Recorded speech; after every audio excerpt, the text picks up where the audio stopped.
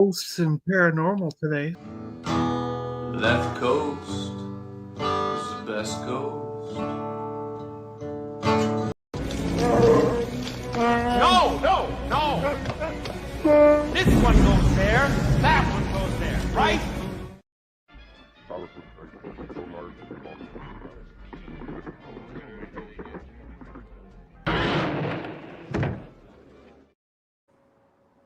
Hey! Going on? Welcome to the Hammerhead Sasquatch and Cowboy Show. You know it. How's everybody doing out there in TV land? TV land, yeah. We're live on television on the YouTube land. Oh yeah, baby. Lack, this is the golf club caddy thing. Oh, is it? My dad got it for Christmas for me. It's a Bigfoot golf. You put your golf club in it, and it keeps it from getting. Yeah. Yeah. Oh, that's cool. Now you need one for your 2 wood and your driver. That's yeah. Right. Get the whole Squatch family. More Bushman paraphernalia available. Yeah. Yep. Is Rennod. Is there a brand name? Oh, I don't know. We took the tags off. I guess there was, but we took the tags off. We'll talk Sasquatches next episode. Yeah. That's when I'm pretty sure that's when they're gonna show up in the skeleton crew. Look, I have a blue Sasquatch right here. Whoa! You have a blue Sasquatch. That's a bluety. Yeah, I've been meaning to send this to Blue Sasquatch. Did you paint that? Nice. Yeah, it's like a dollar store. I think it was a white Yeti. That is fantastic. Have you noticed like all the white Yetis in the marketing this year? So I've seen it. Oh yeah, for Michael's, Mm-hmm. And a couple of different department stores. They got like a white Yeti guy. The Yeti's becoming associated with Christmas, and I really wonder if it's all because people our age who are in marketing now are thinking back to that puppet Christmas special that had the Yeti in it. You know, they had was it a Yeti toy or the Misfit toys, and there was a Yeti from the Rudolph the Red-Nosed Reindeer. Yeah. All the stop motion stuff. Yeah, I love that. We used to, in Alaska, we call him Ghost Man, but I remember everybody calling it the Abominable Snowman. Yeah, the Abominable Snowman. Yeah, nobody says that anymore. It's now just No, they see the Bigfoots and Yetis are upset because Abominable Snowman just makes them sound evil, and they're not all that bad. You know, they're not all abominable. So they kind of was like, you guys got to stop that. You know, this is like a time of PC and look, we will have to get together and talk Bushman and Ghostman. Yeah, because the after the new year, that's what the super awesome science show is about. So we're starting one. We got a ghost guy, we got a Bigfoot guy, we got a alien guy, and we're all going to come on live streams. So you guys will have to come on with us, and we'll talk about experiences and stuff. We're just going to do a series of live streams to kick off the channel and get it started. Awesome. And I think every week have somebody on who has an experience or something to talk about related to ghosts, Bigfoots, UFOs, Loch Ness monsters, whatever. You know? Count me in, General. What I think is funny is that, you know, the Bigfoot and Loch Ness monster, all these things, they're all different names in the different countries. Like different. You guys have Champ in so Yeti is more like Malaysian, you know, Tibet, you know, that kind of Asian kind of descent, and Bigfoot be more American. Pacific Northwest, because down here we call them the swamp ape. Yeah, well, and Sam Squanch is kind of like the British Columbian butchered native word. So the butchered native word, because that's literally how all these Canadian names came up. But yet, all tried to pronounce it, and they pronounced it wrong. That's the name of your city, you know, and that's the name of your country. Exactly. But all the cave drawings throughout the entire world depict obviously the same creature. Right? Yeah, they do. Which is amazing because they'll show like bison and you know, bears and deers and Bigfoot. And Bigfoot, yep. So like all real things. Good to see you, Ricardo. And Rolando, I saw your comment there earlier. Good to see you guys. Yeah, we got Rolando, Ricardo, Brian. How you guys doing? What's up, Brian? Yeah, the Space Banditos, man. Happy Boxing Day. Mm-hmm. Anyone doing any boxing today? Yeah, Mom and I went in the backyard, boxed like Yeah, 4 it's 4 rounds. rounds. You know, yeah. Nice. Good little shadow boxing. She I could see won. that little shiner under your eye. I was She wondering. won. Yeah, she won. She's Mom tough is a woman. notorious villain. She's a crazy boxer. She's So got some fight in her, I'll tell you. They totally changed the StreamYard. They did, yeah. No, we actually went around to 2 or 3 comic stores today, and then Mom's local paper does they do a thing where there's a little guy with a clock for a head. I don't know if they stole it from Marvel or what, Miss Timekeeper there. Clocky?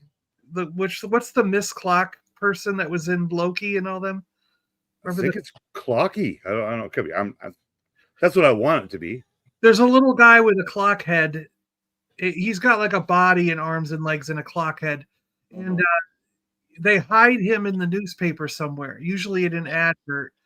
And like for months, like nobody was finding this guy. And my mom got lucky and happened to find him in the November paper. And they gave her a $50 gift card for finding it for a restaurant nearby. That's cool. And we went out to 3 or 4 comic shops. Went to lunch for using her, and we only used like $25. It was like $26 and change. So I'm like, man, we got another meal out of it. We could go back. Let's eat more. Another, Now the challenge is the contest is find a newspaper. Yeah, and you win. They still have a little newspaper around here that they do. So here you literally got to go to like a Chapters or like an actual news stand or magazine store, because the crazy thing about it is and gas stations will have the one paper. Well, that's what I think it is. It's a free paper that the local community does, and they leave it at restaurants and the grocery stores. There's a rack, you can just pick one up for free. And that's even here in Vancouver, we had 2 major newspapers that were daily, right? The Vancouver Sun, which is the big jumbo fold out newspaper, like old school. And the province was just half that. It was still a newspaper, but it was half the size. And for 30 years of my life, like that was a thing every day. Like you have your coffee and you read the newspaper. You read the sports section first, and you go from there. Now you just don't. You go to Twitter or that's about it. Yeah. Hi, Milky Way Skywalker. We were actually talking about Bigfoot, not Sasquatch, but sure. Or Chupacabra. Chupacabra. Here's 2/3 of the cast of there you go. Skeleton Crew.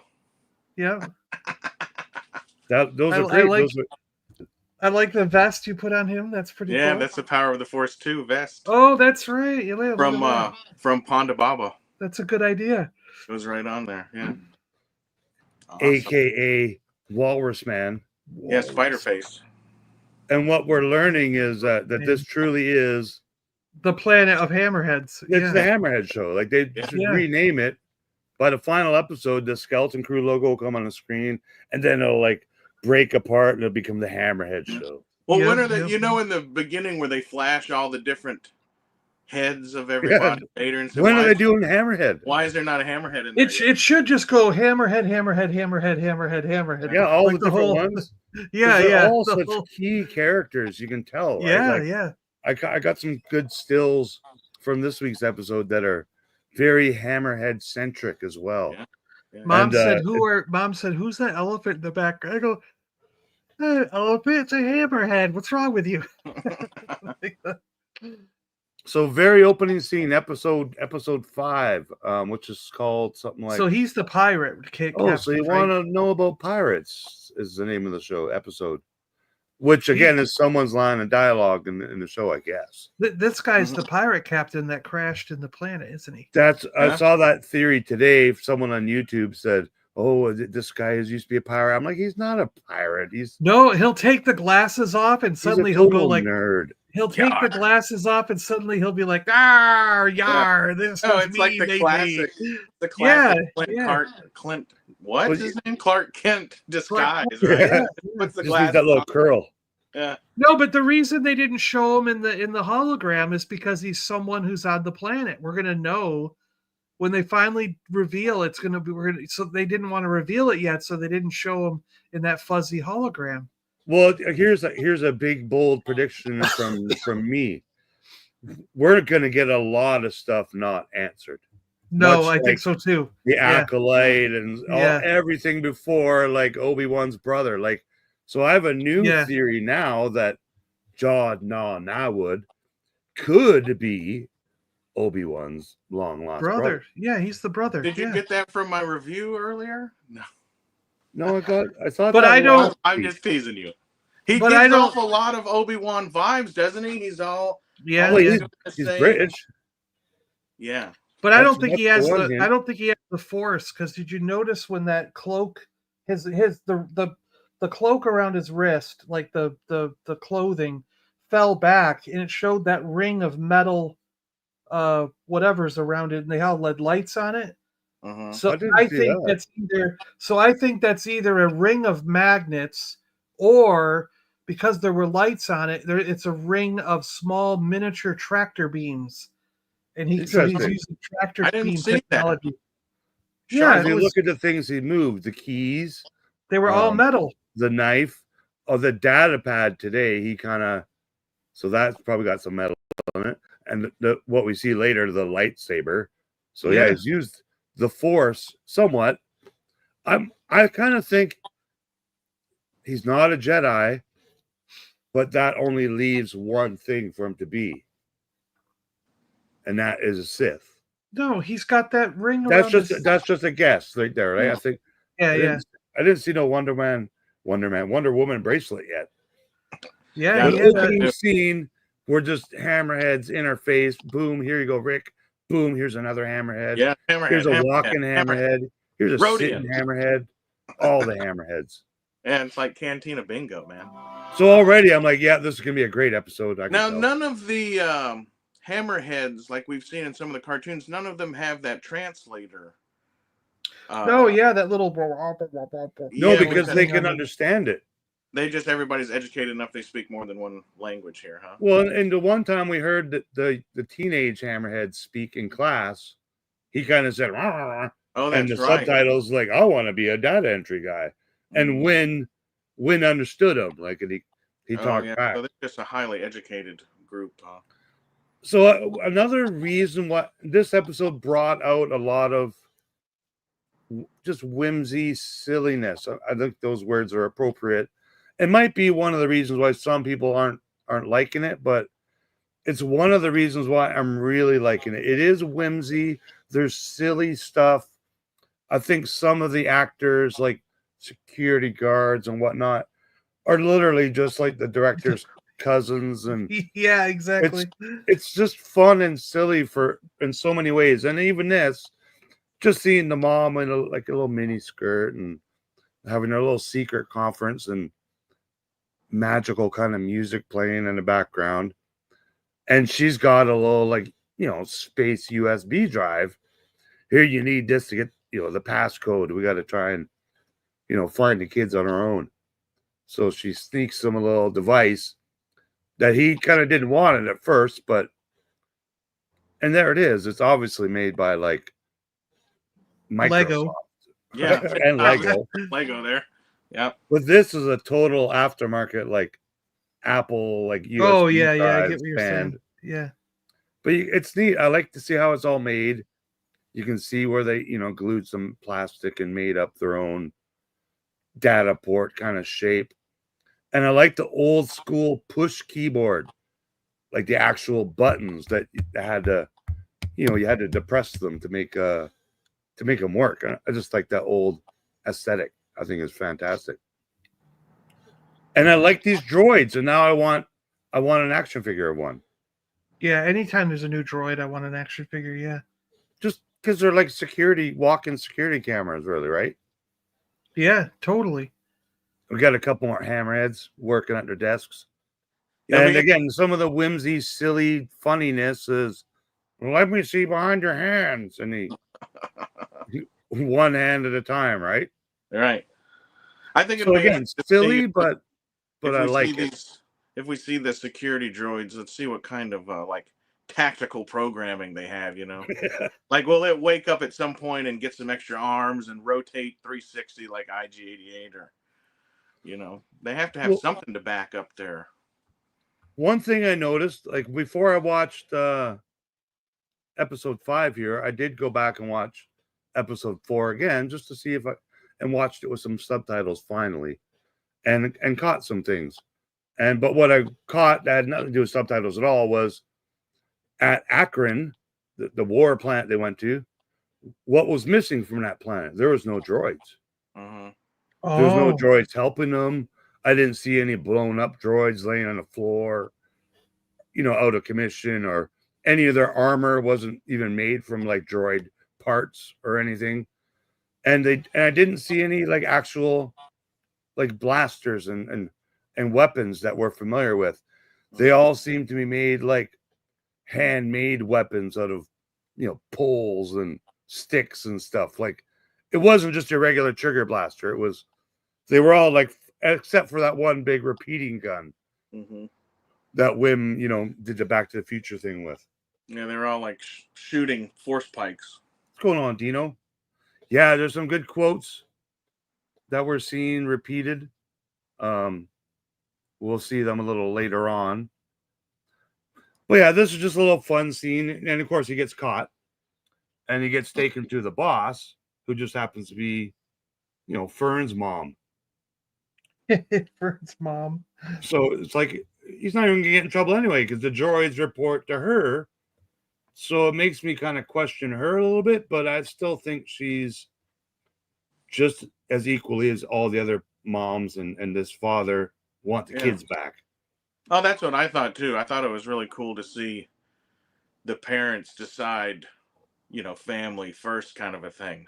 And even her, she's high ranking, and you think if there was one person that would go, well, we shouldn't maybe do this. But yeah, they're all like, forget all of this societal BS. We need to do something about our kids because ain't nobody gonna do anything, And that's kind of what he says here. He's like, the supreme leader guy, or whatever we call him, he's not going to help us. We got to do this on our own, right? Now, the supreme leader might be the pirate. Yeah, that could be too. But I wondered why they didn't show us his face then in the thing, unless we've already met the supreme leader and we don't realize it yet. It's so they can grab the nutsack of Mickey Mouse for season 2. Yeah. Right. Force us. Or it's going to be Darth Maul or someone crazy like that. Oh my gosh, I hope not. Well, I did get a couple of screenshots when we do see like the little hologram of his, data. No, Maul would be dead by now, right? Yeah. And it was so I can confirm. Well, I can't confirm, but from what I saw, it's not a hammerhead. Right. And it's not an elephant dude. Yeah. So it's either like a human kind of species or like a Nico, weak way kind of species, like we've seen some of the other pirates throughout Disney era of Star Wars, Klatooians and Neatcos. And again, some more fun here. They got them all tied up with rope, and it's okay. We deprogrammed him. He's not going to hurt us, and he agrees to follow the captain's orders and not the old captain. The old captain, whose name is Captain Rennod. So yeah, now we know the character, what his name is. And I don't recognize this name. So it's a new name. It'll be a new character. And honestly, do you think we'll find out who this character is before the show is over? 3 more episodes. Well, 3 more episodes. I think it's likely that we will. I think it's gonna be someone significant on the planet, but they might wait to the last episode to reveal who that is. And I really hope they do. It's just kind of one of the questions in this series that we all want to know. Yeah.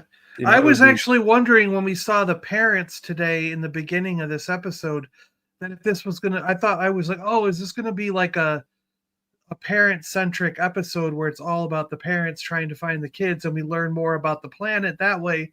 But now that then they quickly shifted to the kids and we learned more about the pirates and the planet through the kids' adventure again, you know. So yeah, it was definitely interesting. And that's again one of the parts of this particular series. I'm enjoying how the episodes are edited together, like they are going from one character's point of view to the parents' point of view, and then they stick with the kids and where they're at for most of, if not the whole episode from here on out now. Yeah. So it's neat that we still get some other things which are creating more questions, and we're continuing on the adventure, which is what we wanted all along. Found it. Well, I guess I'll say it when we get there. We're not there yet. So, but anyways. So then I'm starting to get their names now. Fern, the Captain Fern. It's like, okay, well, take us there. And they got them all. Remember, they got them all tied up tight with these ropes. No, he just gets like, up. Okay. It's like, so literally did zero. Nice work, John. I saw that coming a mile away, though. Yeah. But it's that Amblin Entertainment Goonies vibe. Like it's not a Star Wars thing. It's just a fun 80s adventure movie kind of thing, and I'm really digging that. Yeah. And then he hears Wim crying in the corner and goes up and gives this little sour look, and he says, "There's no crying in Star Wars," he says. No, he didn't say that. But yeah, Wim is sad, and Jod is not really there to console him, but kind of give him a little. He tries to walk away like 3 times, and then it's like, all right, fine. And he brings up his mom. He's like, oh, you'll see your parents again. He's like, no, not my mom. And that's what sucked him in to go sit down with them. And then he throws out these lines that we've heard a Jedi speak many times. Yeah, before. that's right. Yeah. One cannot have attachments.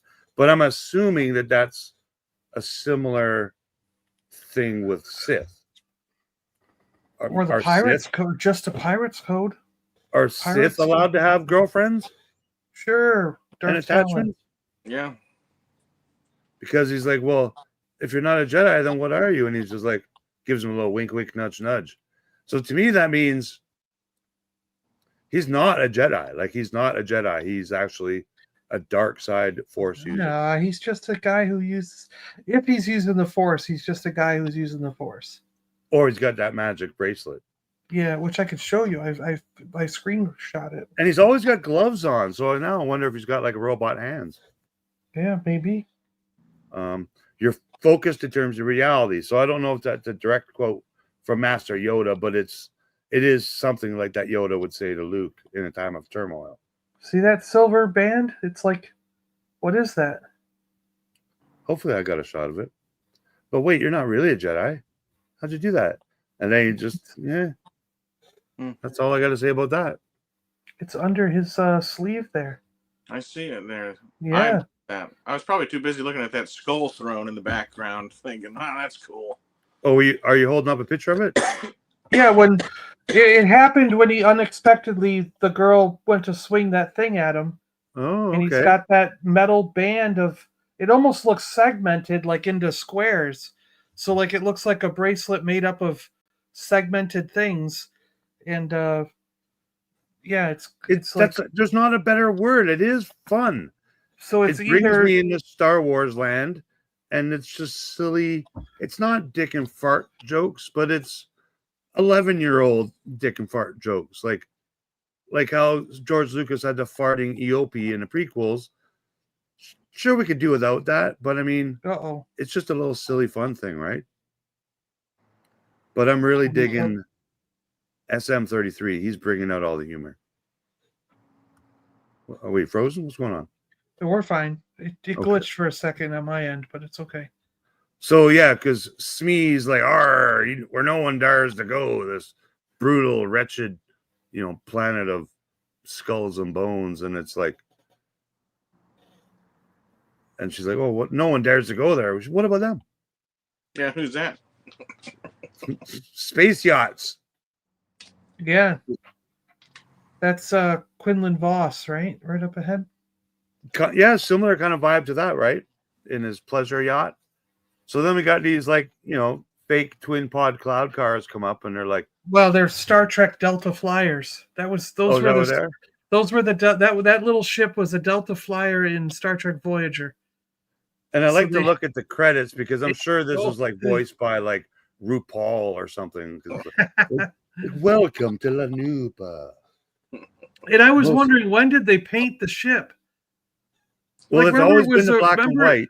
Remember, it was a rusted piece of crap, and now it seems to be painted. Well, maybe it's all that passing through space. I wondered if the place where they landed and got it a little bit fixed up, like did some work on the outside. So Nupa, a neutral planet where all are welcome if they keep their peace. So what wasn't brought up is this one of those 9 planets? Because no, it's not an at Lanupa, or you know what I mean? No, yeah. It's like treasure. It's like Skull Island, but in prior to that, it's some secret, hole in the wall gang type place. So I think that kind of confirms we're definitely not going to visit the other, 7 planets. I hope not. It would be pretty unnecessary. But it would be neat to know the differences, or if some of them have actually been destroyed, or if any of them are in like the Mandoverse as we currently see it, because we're about to come up next episode. I believe we have an overlap happening. So if we get any kind of a crossover with a character, or maybe even like a location, which I doubt it, but maybe we get a sandy location we're familiar with. Well, they still have to fight the crab monster, and that's going to be on the ice planet. So that's on this somewhere. That could be on this planet. Yeah, that's a good point. Because you got to remember, at the end, the kids go on their own. So they're still on this planet at the end of this episode, correct? Yeah, they're going to have to be outside and fight the crab monster that we saw in the trailers.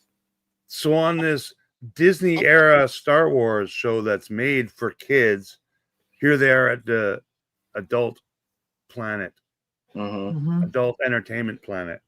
A couple episodes they were at like the Peeler Bar. But I love the scenery. Like Hoth was always my favorite location, even though it's not very space-like. It's just cool environment. And it's pretty. And what I think is funny about both of the pirate ship landings we see on this planet is they don't give any fucks, and they just land on whatever ships underneath them. Yeah, I like that part too. Welcome to the famous spas at Skull Ridge Mountain. It sounds so much better when Smee says it. I like that they dressed up as like elder Jawas or whatever the crap they are. Hobbits. And the one kid looks like he's got like a beard. The one kid in the green, that is like a direct reference to Hook, is it not? It might be, and I think he's actually wearing that captain's hat. Yeah. That we kind of see in his little hologram thing. So it introduces the grand elders, expecting them to walk down the ramp, and instead of that, they come down like the crane. we got to make a grand entrance. So I got a couple of smiles again, and then again the lovable Smee. It's like they ruined it. They ruined the Skull Island planet, because it's all beautiful now, right? Yeah. But yeah, you see how glorious these chrome and gold spaceships are. Now, just wait till the other pirates show up. Yeah, just a big ass water fountain. A restraining bolt, and he mentions droids have been used as weapons in the past. So, again, in this planet, we do not see any droids at all. And again, I'm surprised it's not one of those 9 planets. But it's kind of surprising that he didn't say something like the droid must remain on the ship or something like that. Right. Yeah, he could have said that too. They let him come, which is good because he's entertaining, and they needed someone to carry all the towels. These guards on this planet too, they're dressed a lot like that, the medal ceremony, and very similar in colors and same stuff. Kind of color jumpsuit and similar helmet, but without that face shield. But I'm taking this droid. I do want this action figure. He looks pretty. Yeah, that'd sharp. be a cool Black Series if he doesn't fall apart like some of them. like a real life. Yeah, well, like some of those Black Series droids. But yeah, these total rent-a-cop dudes, I enjoyed them because they were just normal. Like there was nothing extravagant about them or, scary in any way. Like you're supposed to be scared of cops in a way, right? Intimidating a little bit by security. Like it's usually why bouncers are big dudes and not just little skinny nerds like these guys.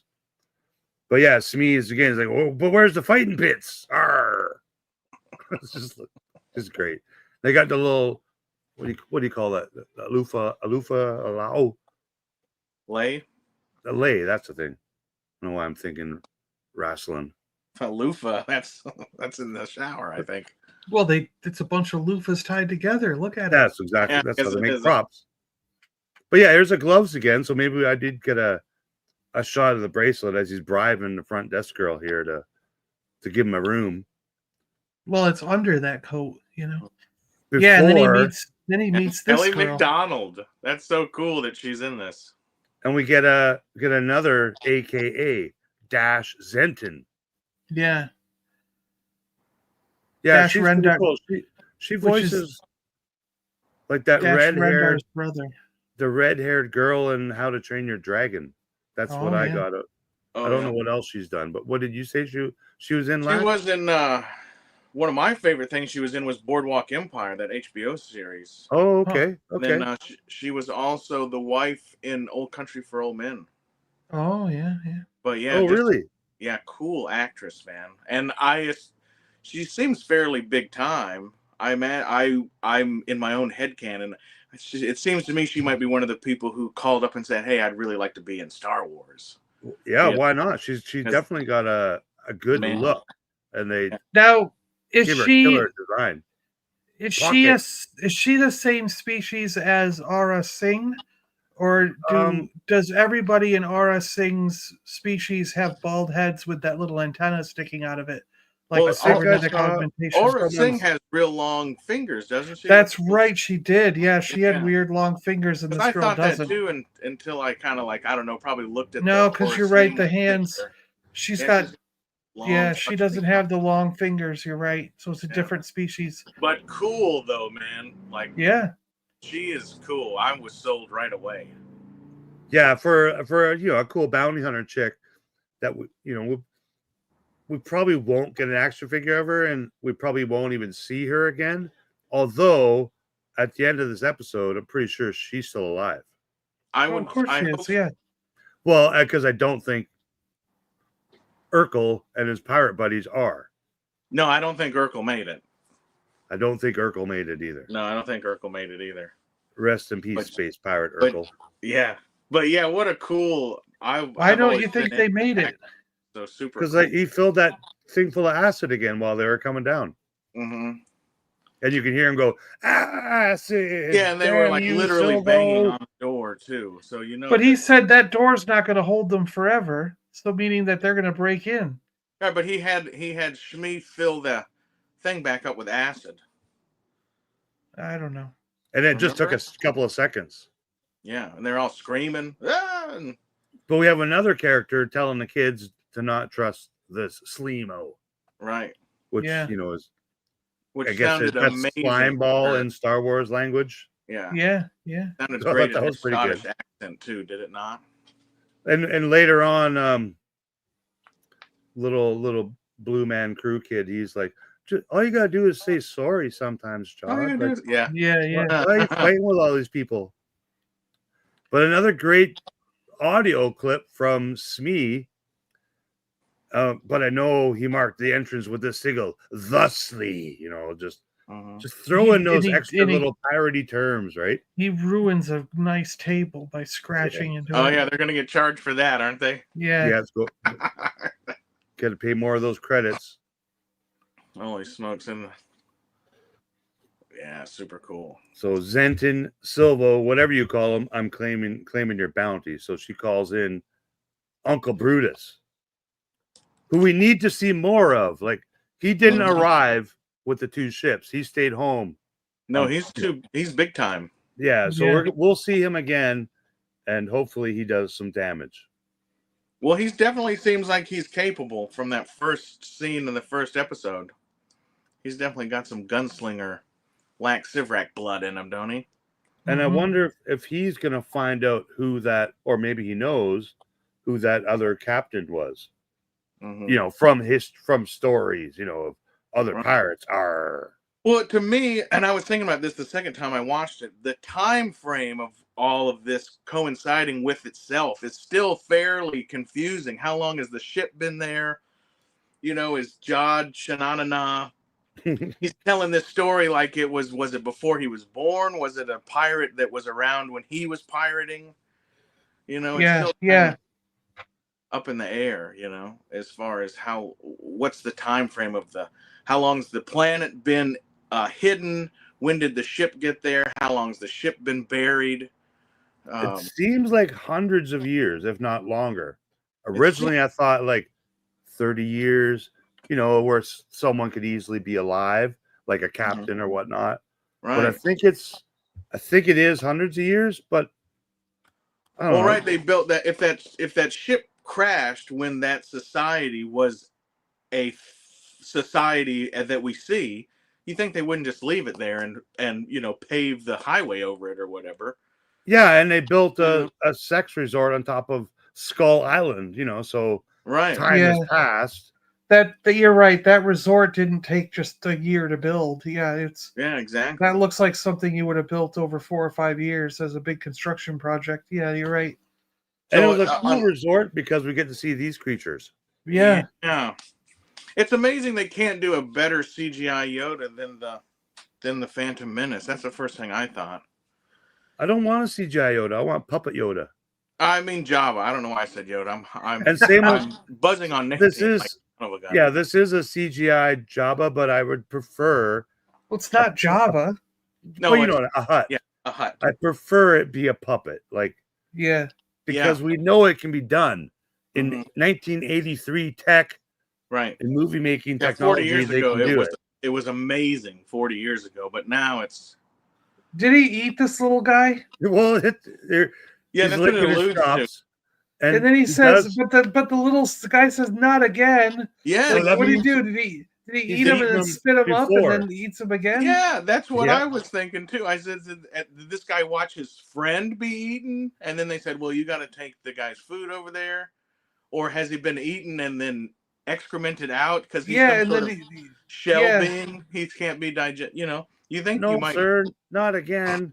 Good reason to maybe have a droid waiter on this planet. Yeah. If the huts are going to eat your, that's like a clam, right? Yeah, because they won't eat a droid, right? Is he a clam creature or an armadillo? I mean, I think he's like an armadillo, but his head looks like a clam.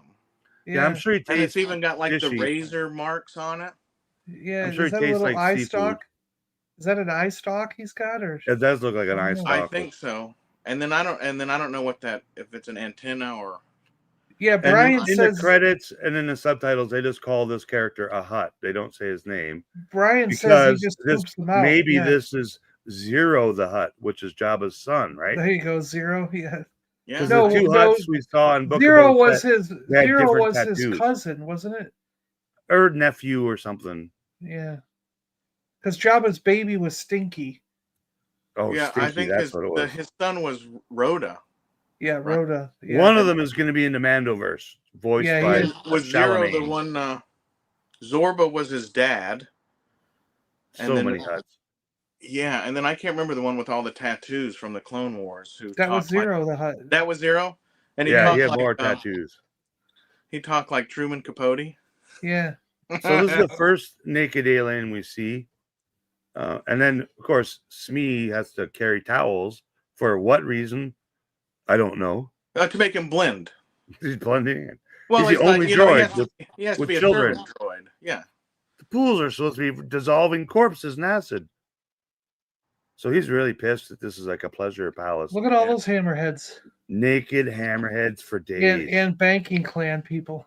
Yeah. Yeah, so these guys are called the Mun, which is the banking clan, but it's also the Sith from the Acolyte. He was one of those. Yep. But we got lots of Mun. So yeah, the banking clan is there for a little retreat, as well as all the Lord Hammerheads. Yep. who are not as beefy in the chest as I'd have thought they would be. They got to work out more. Yeah, they do. They need to pump some iron, baby. But we have some Sith-looking writing that we've seen in previous trailers, and we got our two teams broken up to Jedi 1 and Jedi 2. Now, so look, this it's interesting you got this screen grab, but when Jod was looking at these things, that was when I said, man, is that Obi-Wan's brother? From this point on, he does a lot of Obi-Wan-ish things, and he even starts to sound like Ewan McGregor in a couple. It's like his accent kind of changes. He's not hiding his British accent at all in this series. And if I've watched a lot of Jude Law movies, I even watched another one last night where he's like a bank robber, and he's not British at all. Like he's very good at acting and changing his dialect and whatnot. So yeah, I think that British thing is going to come in some reasoning. It has to, like, because usually in Star Wars, the British people are like the Imperials, with the exception of Kenobi. Like, literally, like, I think he's the only one. Even Princess Leia in the first movie almost had like a British accent sometimes, and she was working on it. I think George told her to cut it out. And they've since retconned that into the reason she was slipping into the accent when she was around Tarkin was because when they're like her parents, Bail and them, they kind of talk with a little bit of an accent because that's what the wealthy and royal it's kind of an arrogant, like that kind of the talk, old right? Atlantic accent of America. It was like I guess that's a good way of putting it. Right now they're looking for them all, and we got more naked aliens all over the place. There they are. Not enough. Not enough. And yet not enough naked aliens. And of course they get caught by, security rent-a-cop guys. I took this screenshot because this was they do lots of screen wipes in this series, and I love it. And this screen wipe, they go from, the pipe above ground, and they just follow it, and then they swipe, and then all of a sudden we're underground. And I thought that was just clever. And another reason why I like this show. And she finds the symbol we're looking for underground. And the Lorax octopus. How about that? How cool is this guy? Man. Yeah. I turned to my wife and I said, do you remember the Lorax? And she said, Dr. Seuss. I said, yeah. This guy has it's the head of the Lorax. Oh, I just thought of him now. It's the eyes, the Sam Elliott mustache, like that's except for the two. Yes, very much has that walrus man kind of mustache. Total Lorax right there. And then is this a spa goer or is this a creature that's been there? No, he's like a guest. He's a spa guy, right? He's not just like this thing that lives deep in the bowels of this planet, huh? I don't think so. I think because he's like attendant, fetch me some more wine kind of thing. Yeah, right? Yeah. I'd like to see the spaceship he rolled in on. And I get his name in one of the clips. Oh, while the security guard's chasing him, he blares out another AKA. So Jodwick Zank is another name that he goes by that we've never heard said before. Jodwick Zank. So there's the Jod. So one of that name means anything. And then these guys I'm sure are just like, look at that guy. The one guy's a lighting guy. The other guy's like a key grip. Yeah. They're great. They fit in. We're just children. Well, then you're under arrest too. Yeah. Chithalops. Cool, man. So you can't call him Chithalu. Yeah, what's his name? He's Cthulhu, but they said he's Catalops. Yeah. Yeah, that's that's way cooler than the worm in Solo. Yes, just because it's a friendly creature, right? That guy, but a badass. But the kids are like, yeah, he's going to help us get out of here. All we got to do is entertain him, which could mean a lot of things. Well, and that's what made me think. Planet. That's what made me think possibly he's been there. Like he's a creature that's from there, and like he can't get in, he can't get out, and then so the spa is like, well, we have maybe appease this guy, so because we can't have a spa if we can't go down there and turn the valves or whatever. So they attend to him. Yeah, maybe. But cool guy. I hope we get some sort of deluxe something out of that. That'd be That would be cool. cool. Huh? Even if it's like a kid's toy, I would totally We'll buy get it. Brett to 3D print that or something. Someone would, but tomorrow morning, someone will have it done. I hope so. That's so cool. And no telling what the rest of him looks like. I mean, I assume he's just an octopus with the Yeah, war. we just see that. Well, we know he's got a big tail with like a spiked ball on it. Was he hanging on to that spiked ball, or was it actually part of his anatomy? No, I thought it was part of him, like that. It's part of him, like that one dinosaur that has. Yeah, the ankylosaur. Yeah. I thought kind of like a spiked tail. Yeah, I guess it is. Yeah. But he tells the kids, he gives them a little sniff. He's like, "Oh, now I can tell why you don't trust him." Yeah. And then the very next scene, what do we see? He's fucking smelling them. He's smelling them. I missed that. I didn't catch that till the second time, and I did. You know, Jod is also always wearing he's like the same blue that Obi-Wan was wearing in that first part of Obi-Wan. I know. Yeah, he's I like in the noticed the same shirt. costume. Yeah, similar blue to Lando as well. Yeah. So I thought that was cute that Neil gives him a little smell to see what trust smells like. Yeah. And then Cthulhuops excuse me, smashes through that symbol, and they get a hole down to the the pirate booty. And then we got the two pirate ships that show up, also painted in a similar black and white paint scheme. Yeah. And the the pleasure craft security guards go up and they're like, "Hello, welcome," and they're like, "Kaplowy." God, that was cool. I like that. Cool looking ships, man. How cool are those? Yeah. At least the front one's cool. What's interesting to me is that do you remember the Partisans, that Saw Gerrera's group? Yeah. Like they painted their vehicles white with black stripes. So I wonder. Oh yeah. And I wondered if this is fancy. It's razzle dazzle World War I camouflage, baby. I wonder if this is like some of those guys after the war just became pirates. But yeah, so they land, and they literally land like on these other ships, like 0 F's given. Plonk. I like that. Yeah, and they all get their heads chopped off. We got booby traps. But I'm surprised Jod and Smee managed to duck in time. Yeah. Well, Jod used the Force to see it coming, did he not? Booty traps. Oh, maybe, but yeah, so we got the little oops. Booty traps. And they get down, the acid is drained. I guess the photo's missing. No, this is before that. They see the acid and they gotta read a little limerick, a little riddle how to get in. Mm-hmm. All who enter paradise must make the greatest sacrifice.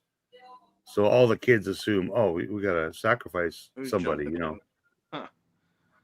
And Jod just flips the last credit. I'm guessing the last credit.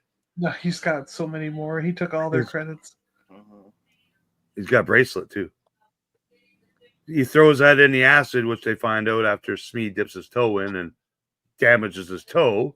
A smart move. And all the acid drains, and they find the Grand Pirate booty. Yar. Arr. So I'm glad we finally got to see this, because we've known that this existed since 6 months ago or so, and we even got our first 1 or 2 trailers. We knew there was a treasure somewhere on Space Treasure Island. Arr. And here we get a statue of like Blue Elephant Man. Blue Elephant guy, right? Yeah. Oh yeah, that's right. So when I saw this, it's like, could the old pirate captain be a Blue Elephant guy? Is it the Blue Elephant guy's dad who's missing from action? Never know. So we see that, and then of course we see what looks like an old Republic era lightsaber, because I'm only saying that because it's silver and gold, and usually the gold, the more gold that's on it, the further back it goes. Yeah, it was a High Republic era one, maybe. So yeah, High Republic, that's what I meant. So that's pretty cool. A good little Easter egg. And of course, the trapdoor secret lever is like an old turkey. Of course he's lucky that roast. I don't know how. If I came and visited him and I was going to eat at his table, I'd go, "Oh man, look at that roast," and that'd be the first thing I'd go for. Well, that's why Neil found it. Neil's a lover of food. Oh well, yeah. I mean, who doesn't? And he was the first. He climbed on that chair, and that chair, fell through the trap door, right? Yeah, tricky. So he was eager to touch it. Yeah, and then this is where Jod let the acid back into that hallway, and Gunter just yells "Silvo" as he's dying. Okay. So we get a little glimpse of the hologram of the pirate because Smee is now. So are his hands blue? It's hard to his tell. Hands, he does, or he's got gloves like he's on. got some fur. Yeah, or does he have gloves on? Maybe, but you can see the hat shape. Yeah, The pirate hat shape that kid's wearing right now, or was wearing. But it almost looked like he's got furry hands, kind of like Shivrak should have. Huh. And not like but army it looks boots. like he has like two big. It's almost like the one hand that Ponda Baba had. That was like a. Yeah. Okay. Yeah, like a paw. Yeah. Well, he Or had like a paw, but then he had hoof. that weird hoof suction company. Yeah, like a hoof on it. Because I can't. So we got a couple of skulls here. I don't know if these skulls are hints at all. Well, and of course, shoot darts out of their eyes. He's on a throne that kind of does look like a Nico kind of a creature, right? Yeah, and it has the spines off the sides. Yeah, the little spikes like here. Nikto, yeah. So it's cool that he's sitting on his throne in this hologram. And this is the best shot I can get of his face. And that just confirms to me he's not a Hammerhead or a Blue Elephant Man crew kid. But he has a beard, right? It does look like he's rocking a cool beard. And his face in that freeze frame definitely gives off Laxivracky wolf vibes, but he does. I see that now a little bit. When he talks very piratey. Yeah, it's hard to tell. The most piratey yet. Arr. Yar. Which is I'm fine with it. I'm okay with it. If Nemodians sound like they're white people speaking Korean, I'm okay with all the linguists of Star Wars. I just think Imperials are British. Yeah, so I took a couple shots here, didn't really get them.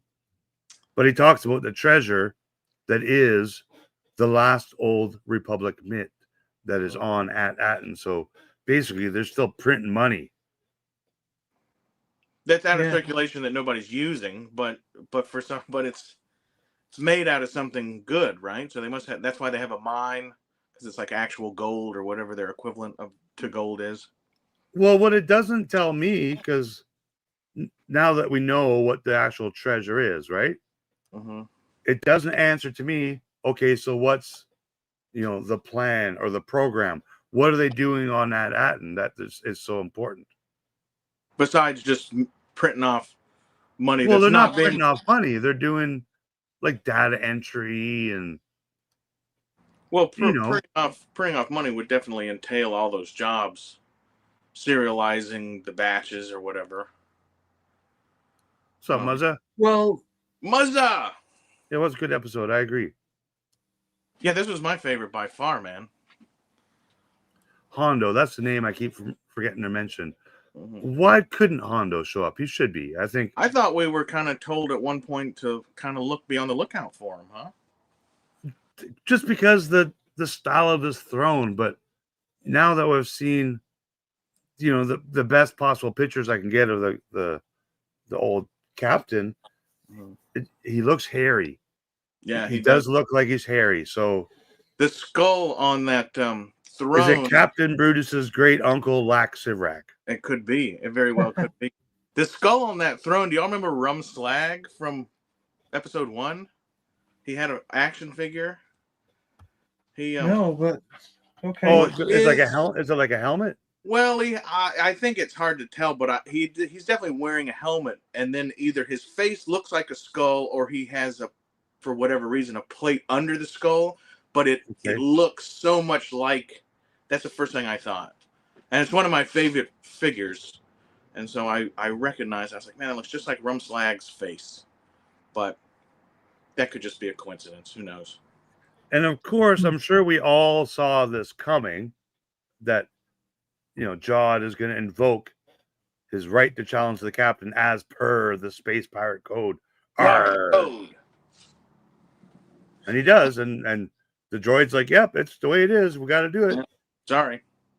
And he's telling her, you gotta give up because I don't want to hurt you. And she's like, "But we're just kids, and you're an adult."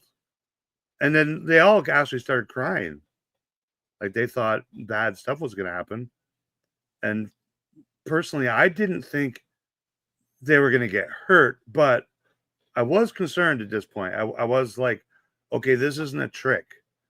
This isn't going to help the kids. Whatever he's doing is not going to help them. So I knew all along he was going to turn out to be a bad guy. Will he redeem himself somehow in the end? I kind of doubt it, and I think he'll go into the Mandoverse movie as some form of villain. And I have to think he's going to be a Sith character. I thought I gave him the chance of, he's been arguing with these kids, and of course, Fern or Farah or whatever her name is, she's the captain, and she's prohibiting a lot of, like when they're having that conversation, when he says, "Are you listening?" I kind of thought maybe he decided, okay, we got pirates at the door, we got things to do, and there's no more dicking around. I need to just be the captain, so I don't have to argue. Which no, I saw that too. Like, it's kind of like tough love from your old man, from your dad. Like, this hurts, me more than you, kind of a thing. So when he was in the hotel room with the kids, and they're just having a pillow fight, right? Like, right, yeah. And he's he's like, "No, serious kids, like, shut up up and and get listen, murdered. Listen to the adult in the room." Like, I thought you maybe might be right. Yeah, I'm hoping that's it, because I don't want to see any more redemption, and that's too big of a thing now. Yes, that pirate booty voice totally reminds me of Dexter. Obi-Wan, my like the forearm, You have a Camino saber dart. The Camino saber dart. Arr.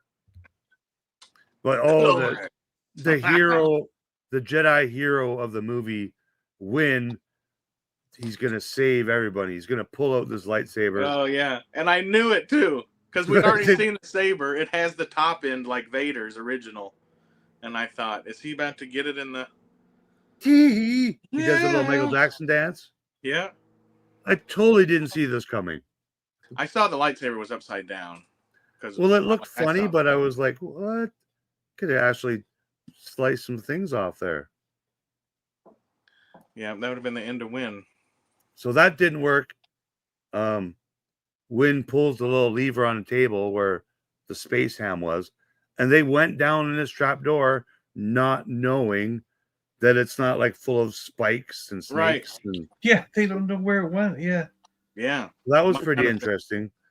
And we end where Jod uses his Wonder Woman magnet bracelet to seize that lightsaber, and he does actually ignite it. And if he's not a Jedi, and not a Sith, why would he we all saw the look he gave that lightsaber, right? Like, he knows, like, that's not just something to him, right? Like, he's like, I got the lightsaber now.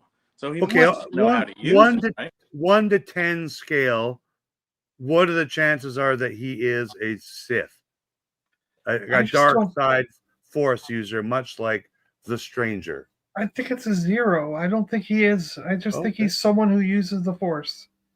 I think it's higher than 5. Like Broom only Boy. Because he's said no to being a Jedi.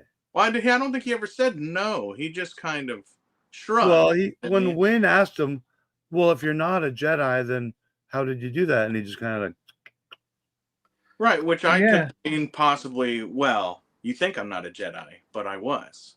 I think it's a much higher possibility that has more affiliation with being a Jedi than a Sith. Or, like John says, he's just practiced in the Force. But that doesn't explain why he gets a hard-on about the lightsaber. I don't think he was just excited that he has a better weapon than his little kukri or whatever. Well, it could just be that, like, maybe it does take some connection to the Force to create a lightsaber, whether it be good side or dark side, Jedi or Sith. Where if he's like Broom Boy, who just can use the Force to grab objects, like maybe there's not enough of a connection there for him to actually create a working lightsaber. So when he gets one that he finds as treasure, I finally have a lightsaber now. Maybe. Well, yeah, it would be getting the crystal that would be. I wonder if he's ever, wielded a lightsaber before. Like we don't. Yeah, I don't know. It made me feel like he was like back in the saddle again. Back in the saddle again. Because like think about Broom Boy. If he never grew up and was put into a Jedi Order, why would Broom Boy stop using the Force? If you're a kid and you can move a broom to your hand, you would continue to do that for your whole life. You wouldn't go, well, I'm not a Jedi and I'm not a Sith, so I better stop using the Force. Right. You're not going to do that. He's a stable boy. That's what he is. Yeah. But I'll tell you what, Broom Boy is still alive, and we'll see him in the next 7 Rey movies. Yeah, and he'll be sweeping something like Mickey and Fantasia. He'll have all the brooms going at once. 10 brooms at a time. Yeah, and all the dishes will be washing themselves. Okay, so I gotta stay on brand here and make this official.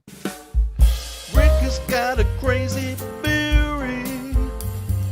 Rick has got a crazy theory. Rick has got a crazy theory. Jod Nawood, aka Captain Silvo, aka Dash something, is Obi-2 Kenobi, Obi-Wan's long lost brother. That's my theory, and I'm sticking with it. Otherwise, I don't understand anything.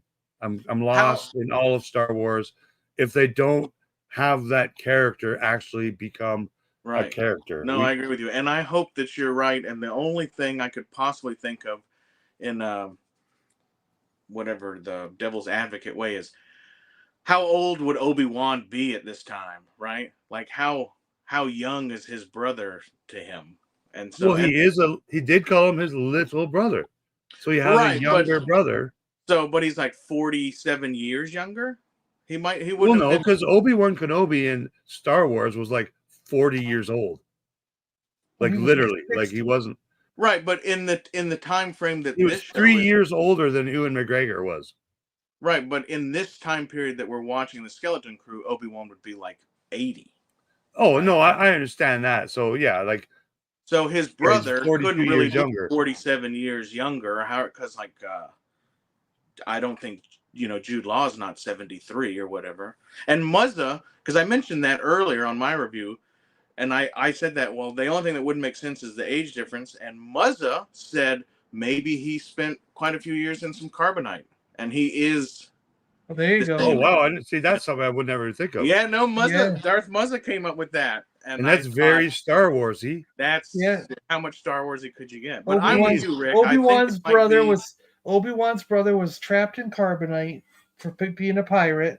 He had a bounty on him, got trapped in carbonite, and spent 20 years trapped in carbonite. That's why he didn't age. And that's why he's 45 when he should be, 88. I'm agreeing with this comment, too. I do think whatever force powers he has, he's not trained. Like, he's not like a youngling from the Jedi school, when Anakin killed all the kids. He's not. I don't think he's been trained ever. I think he's just practiced doing this and doing that, and Yeah. Well, when he whips that lightsaber out and uses it, that will tell us, because I think that would be something you'd have to be trained. Broom Boy is on his resume. Yeah. And he's like 35 years old now. That kid. Yeah, that's right. Yeah. He's like a grown-up man. Yeah. Thank you for agreeing, Dino. Yeah. Any Portland Storm. Canadian Tire money is in the mail. So what do you give this episode? Just this episode out of 10? Me, I'll give it an 8. Right. I think it was a strong episode. with the emphasis on fun and extra whimsical, silly stuff. See, and I found it way less childish than the last one. For some reason, I know what you mean. I know what you mean. Like the last one was childish, but there was a very serious moment with Fern and Wynn when she was crying, and he was like, "Oh, but you're our captain. We trust you." Right. And that was just a very not grown up, but a serious moment for these kids to have to endure. So but it was. But the knife to the throat was also in this episode very, maybe more serious. What about you, John? You got a rating out of 10 for just this episode? I don't know. It's difficult for me to. It's been difficult all along to rate these episodes as individual episodes because I agree. I just feel like I never get enough.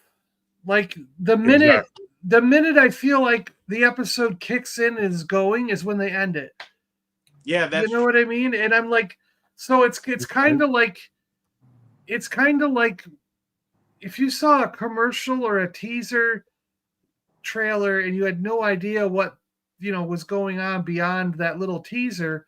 Like, how could you really rate that? And that's kind of what I feel like with these episodes. They're so freaking short that I don't have time to formulate an opinion about them, and they're over. No, that's a good point. It's kind of like hard. Here's a McDonald's commercial, and they're showing like the top of the bun, and and they're showing like the tomato and the bacon, and then they don't coming new at McDonald's, and they don't show you what the freaking burger is. Yeah, like, yeah. What the hell, man? Why did you waste any money marketing that when it's just a McRib, or it's not. Yeah. Or watching a movie, and the movie ends, and you don't get like the final. Yeah. The finale. So I kind of been waiting to sort of just like see this as a whole because I agree. I mean, it's kind of like there's 3 episodes left. I feel like there's a lot to tie up, and I think it depends on what mysteries within the show they decide to let us in on.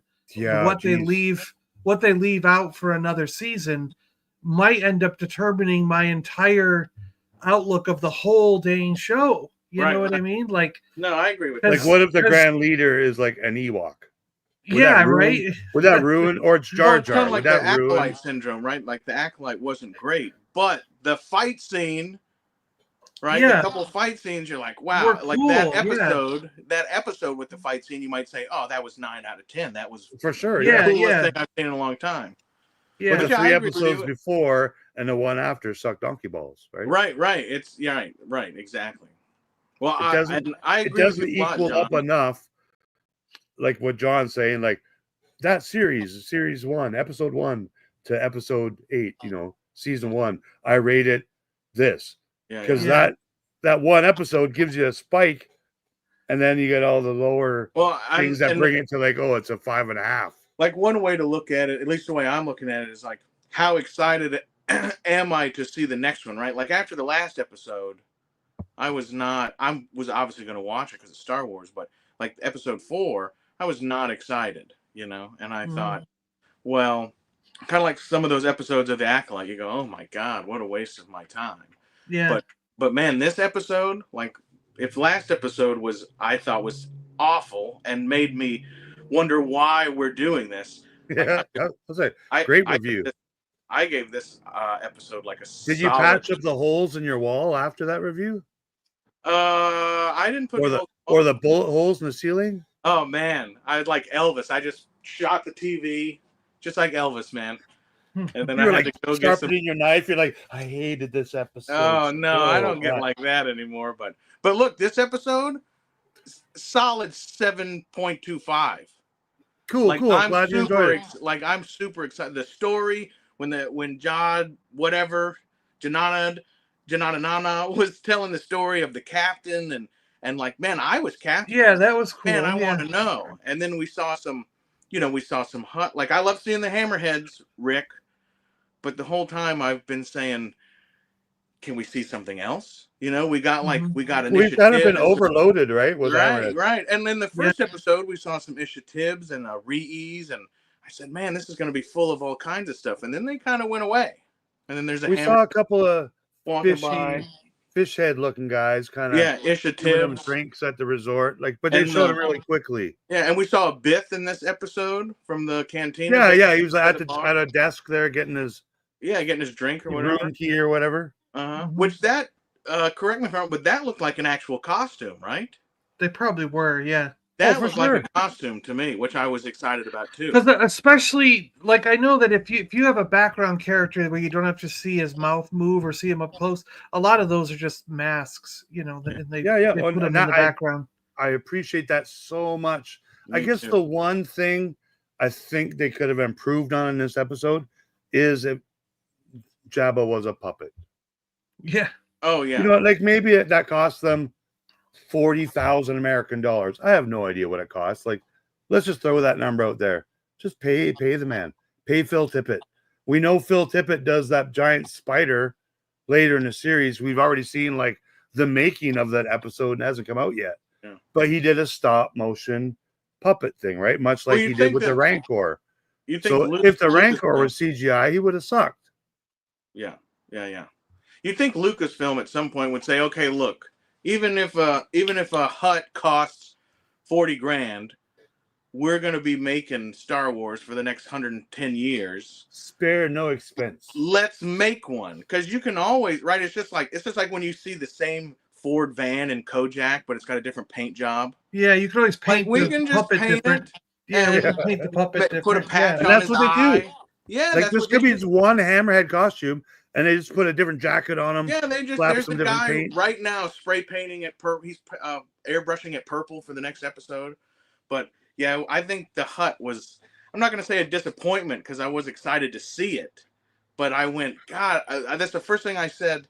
I said, all these years later after episode 1, they can't make a better CGI hut. And I said the same thing in Book of Boba Fett when we saw the twins, and I said, "Yeah, no, it was cool, but it could have been cooler." Yeah, this is like this, and episode 1 Jabba was like not good looking and not. Oh, that was terrible. The first time, and I don't feel like even the corrected one. The first one was terrible, but even when they corrected it later on, it was still pretty bad. Yeah, well, even Bib Fortuna looked piss poor in episode 1 too. Like he might have been CGI. Bib Fortuna. Oh yeah, that was awful. He was like all skinny and weird looking, and I'm like, oh. And then he becomes all fat, right? In Book of Boba Fett. Yeah. Boba Fett. Yeah. Well, yeah, Milky I never Way. Liked that either because we all read. Well, not all, maybe not, but like I remember the books where Bib got his head put in the Bomar Monk. Yeah, that's right. Those books are great, man. And then so that's like I'm screaming at the Boba Fett screen, going, "That's not what happened." Yeah, that's right. I'm like Milky Way has a very good point here. So at the end of like E.T. and Goonies and Treasure Island and all those things, they all have a good happy ending, like to the journey. So questions are answered, and so hopefully in this show we are left satisfied in that way. Like, I know earlier I thought that I made a theory that I think that what's her name? The girl with the glasses. There's Fern, Wynn, Jordy, Neil, and KB, Jordy. Toy Store. KB is Jordy. KB Toy I have a feeling something's going to happen to her. Yeah. Like the worst stuff. In this episode, they mentioned, okay, KB, you go down to the soup. And she's like, no, I don't want. And they're like, why? Are your circuits going to fry? No, that's not the reason. And then they just went on. Well, but obviously that is like a reason.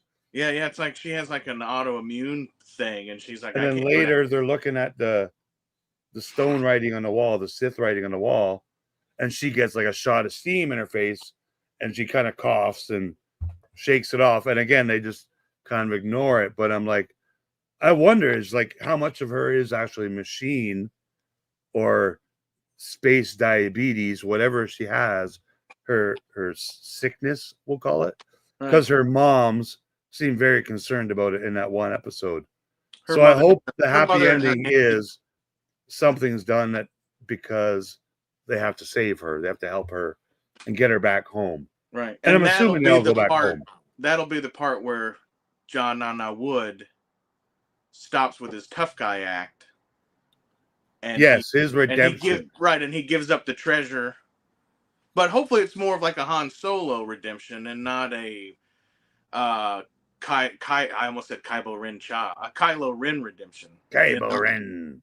Yeah. But yeah, Kylo so Ren if Jod is going to be a bad dude, will we see Kylo Ren Cha? He was like the ultimate space pirate. he was the first. He was the first. Remember, he was like the most galaxy renowned space and pirate. that could be Jack Black.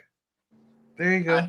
I don't know. I would. Well, can you think of another actor that's fat and could have a funny mustache? And well, I think you could wear get a big guy. Helmet? I think you could get a big guy who has a belly that would be more formidable than Jack Black, right? Like old, now aged William Forsythe could maybe or the the burger guy from Trailer Park Boys. Maybe, or like even like is Chow Yun Fat still alive? Yeah, like he could be like Kylo Ren Cha, and he's like you know like CGI Hut. Yeah, and if you can't get Chow Yun Fat, get Starve Old Skinny. That's right, Starve Old Skinny. That's right. Who doesn't like a happy ending? That Hut likes a happy ending. Amen to that. Am I right? I don't know, man. E.T. was not a happy ending for me, man. When he left, like I never saw it as he's going home. I didn't like when E.T. was all gray and putrid by the water, and they brought him inside, and he's all like that. The coloring of him just bothered me as a kid. And we were all kids when we saw that. Like dude, when I was a kid, the second and third time, right? E.T. leaving was like when they shot Old Yeller, man. That shit made me tear up. And again, that was a movie we watched as kids too, Old Yeller. And Little House on the Prairie. A lot of these shows were family oriented, but they had sad situations that actually happened. They were pretty serious. You know, they definitely had serious when what's her name went blind and stuff. Like when Angles and when Atreyu's horse sank in the mud. Mm-hmm. Never Ending Story. Yeah. That was right on, Dean. I quit watching E.T. at a point in my life. I was like, no, I'm can't handle that. Not watching it. They have those at that Luxury Planet, Dino. They sell them at the souvenir shop. They have one that's battery operated too. I don't remember Lanupa, the name of that sex planet. Yeah. I don't know if there was any sex going on, Rick. It's just a mud bath planet. Just for adults only, because kids can't go in mud. Right. Well, she didn't question those credits at all. Right. She didn't really question those, fancy credits. She's like, oh yeah, this is. I know this stuff. So that was interesting. The pirates had like a total meltdown when they saw that credit. Yeah. Well, they called it. She's just like, oh, but you'd think to me, that's like, it's like having some uranium. You're like, okay, this is really valuable, but like, who's gonna murder me for this? What drone is flying over seeing? Yeah. Maybe I don't want this. And she didn't like. I don't know if she's ignorant to what it is or. Because that cook, the cook on the pirate planet, he was like, you have a mint condition Republic credit. Yeah. Not just that means they're collectible. 9.0. Yeah, that means they're collectible. They're way more valuable than whatever it was. Than just the value of it. Yeah. Right. And then what? You're going to trade that for credits? I think not. For Amazing Fantasy #1. Yeah. Mm-hmm. Yeah, that's like that's like when the end happens. Somebody saying, "Hey, I got this gold coin. Can I get some rice from you?" Yeah. And you say, "What am I going to do with that gold coin?" Like my bag of rice is way more valuable than a bar of gold. What am I do with that? So I did like this episode. Like I said, they're getting better. Everyone I'm liking a little bit more because the story is progressing, and we always see a hammerhead. So I'm never got my hammerhead fixed in again. Thank you to the makers of this series for making Hammerhead such a prominent character. Even though it's 10 different hammerheads, it's who's going to be that headless statue? Are we going to find out who that was supposed to be? Didn't we see its hands? I think he had regular hands. Oh, I got to pull up. So I don't think it's a hammerhead, if that's what you're getting at. No, it's a human, but we'll see who. I don't know if we'll see who the statue is, but I just think that the pirate captain because his face was blurred out in that is going to be someone we know. But That's why they blurred it out. That we may not have necessarily seen yet, though, right? There's still a possibility. I don't know. You know. Yeah, I'm gonna guess it's not someone we've seen, like an actual character that has, a That name. could be because the parents might go to the guy in charge, and we see him next episode, right? And then in the final episode, they put it together that that's the captain. That's the captain. I mean? Yeah, yeah. It can't really be anyone else if it's going to be anybody. Yeah, it doesn't have to be. We don't have to know who the captain is. And didn't they say? Well, I guess you'd think the droid would know what happened, and he was the one telling the story, right? And he said he was killed. The captain was killed, stabbed by his concubine. Yeah, concubines in Star Wars now. I was going to say since Andor. Well, did he say killed? Did he say killed, or did he just say he was stabbed by the concubine? I think you're right. He said he was stabbed. You're right. Which doesn't mean dead, But there's in the captain's quarters, there's a skeleton with a knife in it, stabbed. Yeah, he pulled the knife out, right? Yeah, he did. Which the captain, once crashing, could have just done. Just taking a dead guy, knowing it'll be a skeleton, put his clothes on it, and then he becomes the supreme leader. Yeah, I don't know. You're right. Yeah, we don't know. We'll see what happens. I'm excited to know after this episode. Whereas last episode, last episode to me did not forward the story in which we are trying to learn, and that's why I was a hammerhead statue. The kid's like, "What's a concubine?" He's like, "It's enough stories, kids. Enough story time." But yeah, I didn't stop on this slide because I was just so overwhelmed with Hammerheadness. But yeah, here's inside where they work. There's huge statue of Hammerhead himself. I have that same light fixture right above me. Yeah, you do, eh? Oh yeah, baby. I got two of them at the Home Depot. But yeah, and is that the girl, like the mom of the kid? Yeah, that's her office. So she's her office the whole time. Yeah. Which she shuts the droid down, which everyone saw. Yeah. But then she decides to close the blinds. Yeah, which is kind of like cool space blinds, like which exist now, where you can just turn them to be tinted. Yeah, yeah. And God did it in the hotel room as well when they're looking out the window at the mountains. Yeah. He put the space blinds on. That's real stuff. They have that in police offices. Yeah, that exists now. Yeah. If that droid in the beginning detected the surge, there has to be a higher ranking official that can detect that a security droid's memory was wiped and shut down, right? So that's going to possibly come bite her in the ass later, isn't it?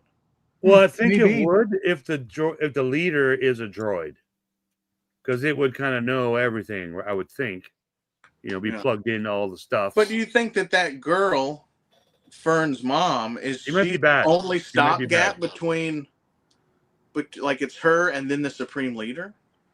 No, because that's why I don't think she's ever talked to the supreme leader. Right. That's why she's saying Gotta be somebody checking up on her. Yeah. So that might come back later and be an issue for them. Okay, here I got a fun one. Stay on brand, kids.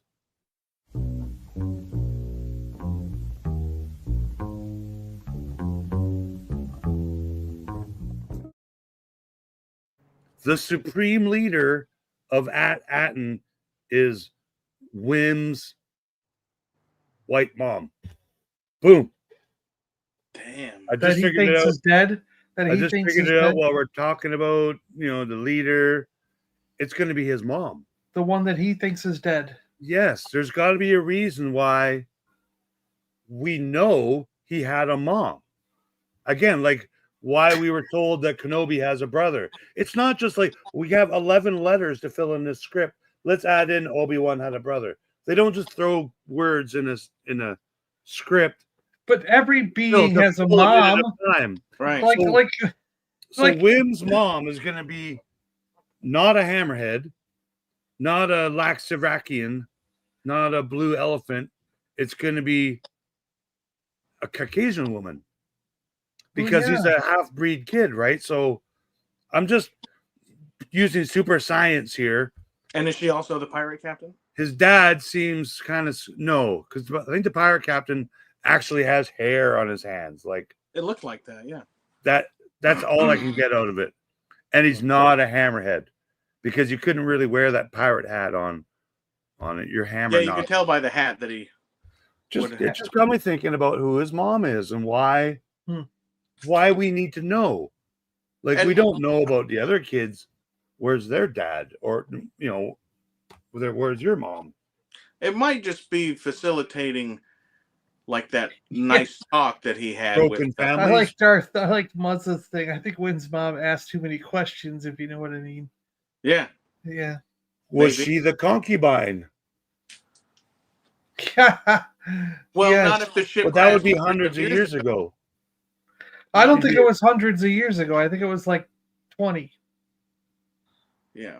Well, Returning the skeletons. Yeah, minimum 30. Minimum 30, maximum 300. Definitely minimum 30, 35. If we were going to put some semblance of reality on how the growing. Mulatto. He's space mulatto. Half-breed kid. Half-breed kid. He is. Like, there's a reason why his father's a very dark-skinned actor. Like, well, not a reason. It's space. His father could be a Greedo, Wynn's dad has some cool glasses, though, don't he? Muzza. A concubine is another word for wench. Yeah. Or girl on the side. Well, side piece. Concubine in someone you paid to whore Well, with. no, concubine would invoke a slave, like Ula. Slave, okay. Yeah. Whereas like a prostitute would be an independent person who you pay. It's like a job. Concubine. Yeah, I guess that's more realistic. Like a geisha. Like But definitely. it's a word we've not heard in Star Wars land ever. Yeah. Good word for Star Wars though. And it's very piratey.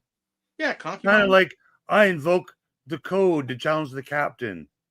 Like just all the little things that are kind of silly, but it's a good mix of pirate stuff and Star Wars stuff. To me, that just makes it fun. And Goonies also had that, right? Like, you got 80s kids, skateboards and BMX bikes, and pirate stuff. Like, it all comes down to the pirate booty. The one time that the pirate thing became too much is when Jude Law's character was escaping and he ran into that Ishatib. Yes. And the Ishatib had to talk like a pirate. I thought that was the line. That saucy line was too far. They're getting more and more piratey as we meet these new pirates. Yeah. Well, even Brutus sounds piratey, right? Like, he has not as much. I don't think he's much. Also, I wanted to say Jude Law, this episode, I think this was his standout episode acting wise. I thought he had some very strong dialogue with the kids, telling them to shut up and listen to me. I'm the adult. And, he was excited, and you can see Fern called him, "You're scared." And he's like, "Well, you're scared too, right?" Like, right. He does have those Harrison Ford vibes, I think, as, he's charismatic, handsome, whatever you want to call it. And he's a good actor. He's pulling it off. And now we're left to wonder, is he really bad? Or does he have to do this to save the kids and get off the planet? Because if he is bad, what's he going to do? Go to At-Atten by himself with a robot with a limp and a lightsaber and go steal the money printing machine by himself? He could only do that if he was a Sith and knew how to do Sithy stuff. I think he's in the next episode. We're going to see him and the droid go down that same hole, or at the last second, the droid is going to say, "Oh, I have a complete readout of this place. We don't have to go in the hole. We can go this way." Yeah, just a shortcut. Yeah. He can't leave. He's going to go get the kids and get them back on the ship. Now I'm wondering too, how many of those pirates did die, let's say they all died, and now that's the reason why they're not able to blow up the Ox Cinder, like the Skeleton Crew's ship, because now there's a thing that can happen. They could blow that ship up so they can't escape the planet, right? The pirates, or even like the rent-a-cops on the planet, because maybe they think all the pirates are together and they, attack all the ships because right. So we don't know. But now I'm thinking that bounty hunter chick, Pocket, we'll see her again, and Brutus, because she wants to get paid, and she's only getting paid when she delivers, this Jawed Nawad to Brutus. Mm-hmm. So I think she's gonna catch him somehow, with her bounty hunting skills. I wonder. Now I wonder how the kids get back. We'll see. Because I think we've seen in the trailers that ship gets blown up real good. Oh, does it? Spoiler alert. Spoiler I alert. believe it's in several trailers. Well, now there's 3 ships though. Getting blown up. Yeah, so there's the other 2 pirate ships. Maybe they take the cool one. You can take, that was Urkel's. Yeah. The Urkel ship, yeah. Or take Urkel's But ship. Yeah. Rick Lack, I have to get going though. It's been. Cheers. I think we. Hey, we good can to wrap see it you, up. my friend. So thanks everyone who joined us in the chat today. Sorry if we didn't pull everyone up, but I don't need you to end it, but I'm just saying I'm going to have to run. oh no, it's okay. We can't have this go for hours and hours unless we rewatch all the stuff and I invent more pirate words. Good to see you, John. Merry Christmas, Happy New Year, brother. Yeah, Merry Christmas. Thanks to both of you guys for hopping in. Nice to have a couple people at the same time. It didn't go 3 hours like people get scared of.